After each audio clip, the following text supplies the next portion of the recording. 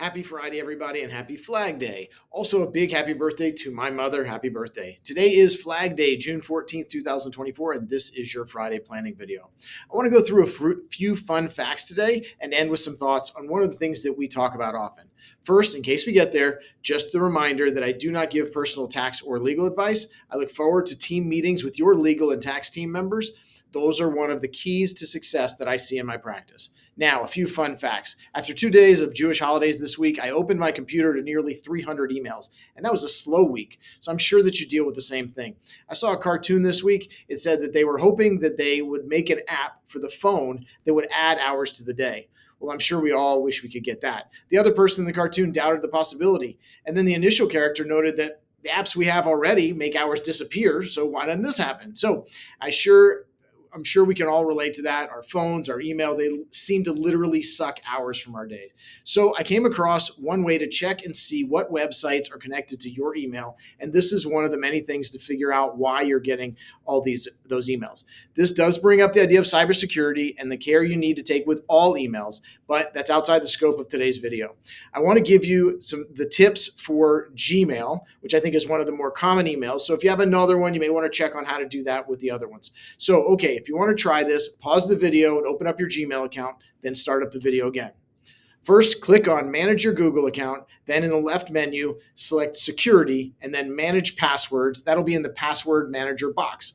Once you're here, you'll be able to see all of the websites and online accounts that are connected to your Gmail account. And from here, you can check and see if you want to change or revoke any of that access. Okay, I'm not an email expert, as shown by my 300 plus emails, but I came across this tip and I thought that I might be able to help you buy back some of your time. I also want to touch on the other side of cash management that we've spoken so much about. This is the tips I read from a bank teller saying that there are reasons to withdraw your savings.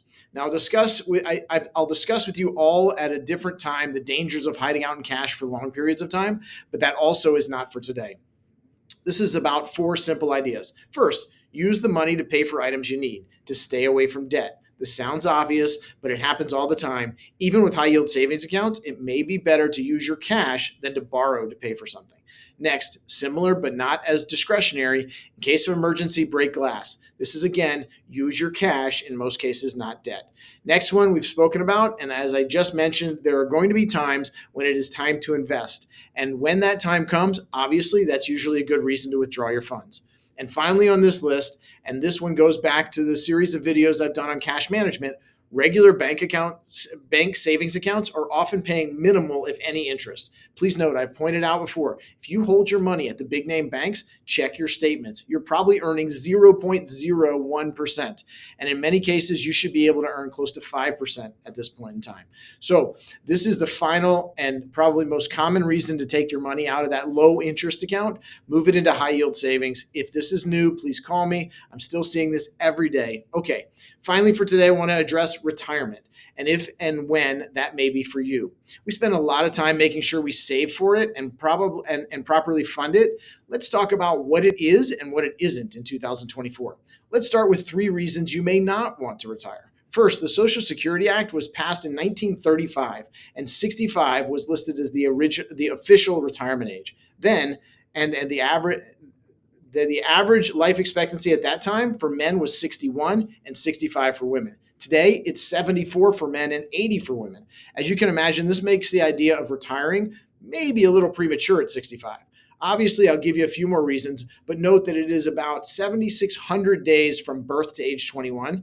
If you look at it this way, from 65 to 86, something that seems to happen a lot more these days, there's a lot more time to do a lot more. So maybe the word retirement and the term should be revisited.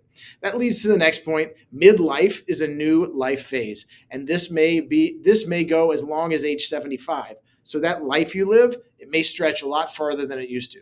Finally, connection is protection, to borrow a term from a recent article I read. This is simple. For so many, not as many in today's remote work environment, but for so many, workplaces are where a lot of social interaction happens. And the U.S. Surgeon General just wrote that when people are socially disconnected, the increased risk of premature death is comparable to smoking daily and maybe even greater than the risk associated with obesity. So 3 ideas. What do we do? First, don't retire from life. Discover, explore, experiment, find a purpose. You still have a lot of your life ahead. Spend it wisely. Then reframing age. Embrace aging and decide to hold to the idea that age is just a number. Fun fact, the average age of entrepreneurs is 42. Finally, find new ways to stay relevant and engaged. You don't have to know what you'll do in your next 8,000 days, but have fun figuring it out. These ideas make the job we do to save and plan for your retirement more tangible and even more important. So please keep getting engaged in it. I'll continue to bring you planning ideas and we'll keep working on them. Happy Father's Day to all, especially my father and my father-in-law. For now, stay in touch and keep filling those days with meaning. Have a great weekend.